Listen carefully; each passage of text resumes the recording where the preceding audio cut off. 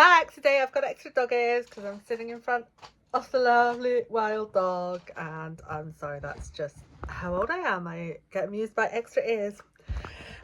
So today, oh, here's an actual dog as well. Hello, Adalyn. Today I'm coming to you with a wrap up for Not-so-scaryathon, which I did not, I'm afraid, manage to do any of the physical challenges. But I did manage to read 4 of the 5 books, which on a 2-week readathon, it's less than I was hoping, but it's not bad actually. 4 books in 2 weeks, it's not bad. So the prompts were villain book, weapon on the cover, set in a castle, purple and black book cover, and villain short story. And I sort of cheated a little bit on one of them, but hopefully I can show you some books and you will really enjoy them. So I didn't manage to read a villain book during the time frame of the readathon, but I did read Assistant to the Villain afterwards, and it was wonderful. I loved it. It's so much life and energy. It's a romantasy comedy about someone who accidentally meets the local villain while down on her luck, and the villain's like in a precarious situation, and she ends up going back with him and becoming his assistant. And then obviously there's romantic shenanigans, and it's just such a light tone, and it's just written so lovingly that I really liked it. But that was not actually part of Scaryathon. The second was Weapon in the Cover, and I read Bonesmith by Nicki Preto. Now, I've heard so many people raving about this book that I was a little bit nervous to get started in case I didn't love it, but I did love it actually. And our intrepid hero here is a fantasy Valkyrie. Actually, it's fantasy. I read another book recently which I was expecting to be fantasy, but was fantasy Vikings, but was straight up historical. But this is historical fantasy about our protagonist, the Valkyrie, who is always getting into trouble and the shenanigans, and she ends up going on a quest. Like, she drops out of college at the beginning of the book in ways that really are not her fault, and she ends up going on an epic quest around fantasy Iceland.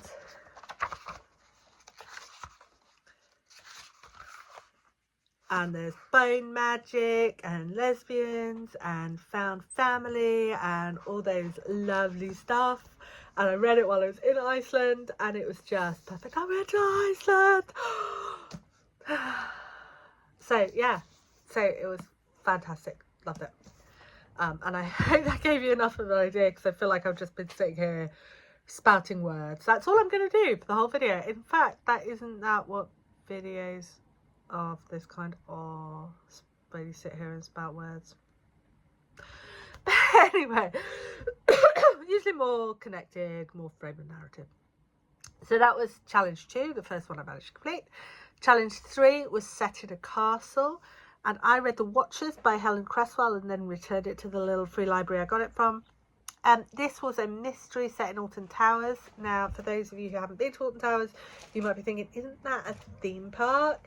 Well, it is, but it's also a theme park set in the grounds of a stately home with all the towers, and it kind of looks like a castle. And so some of this mystery kind of goes in and out of the castles, and it felt very Moondial at the beginning. It felt very classic Cresswell at the beginning.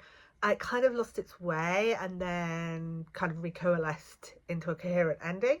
So it's not my favourite Cresswell. It will never be my favourite Cresswell. I probably won't reread it.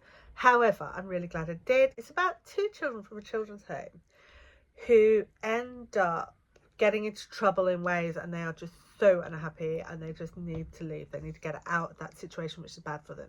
So they run away to Alton Towers thinking no one will find them there. And there they find a community of runaways and children who were previously unhappy, but now they've got a community. And then everyone's looking for them. And there's a bad guy who just wants to, like, sinister bad guy stuff. It's very kind of 80s children's story bad guy. And yeah, and then they all coalesce into a coherent, more or less happy ending, and there are roller coasters, and there's like the sort of food you eat when you're at a theme park. It's really integrated into the feeling of a theme park. So yeah, I'm sort of a bit sorry I didn't read it when it was theme park, but you know, it fell into my lap here and now, so that's when I read it. That was Watch by Helen Cresswell. The fourth was Purple and Black book cover, and I read Belladonna.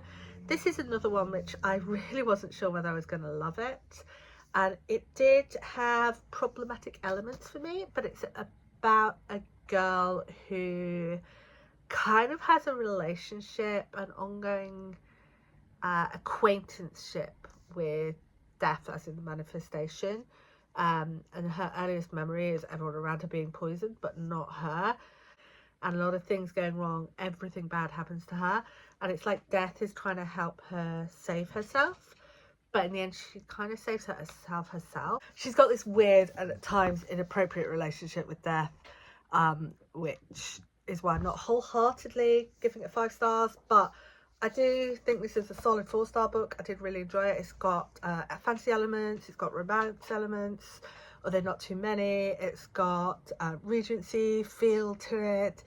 It's got an epic murder mystery all the way through, which are intrepid hero and her band of friends slash dodgy people, because you don't know until quite near the end who can be trusted, and I think I really love that about this book. So it was a great murder mystery in a great historical fantasy setting.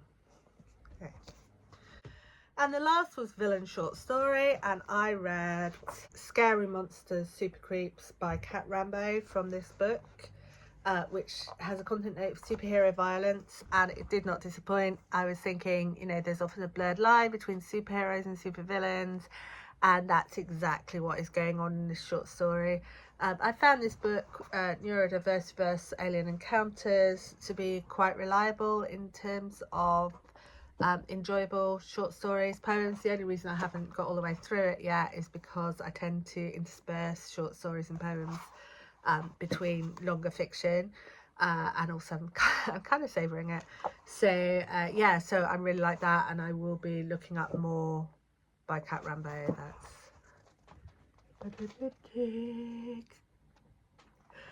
Okay, so that is my 4 books for Not-so-scaryathon. I will see you soon. Bye.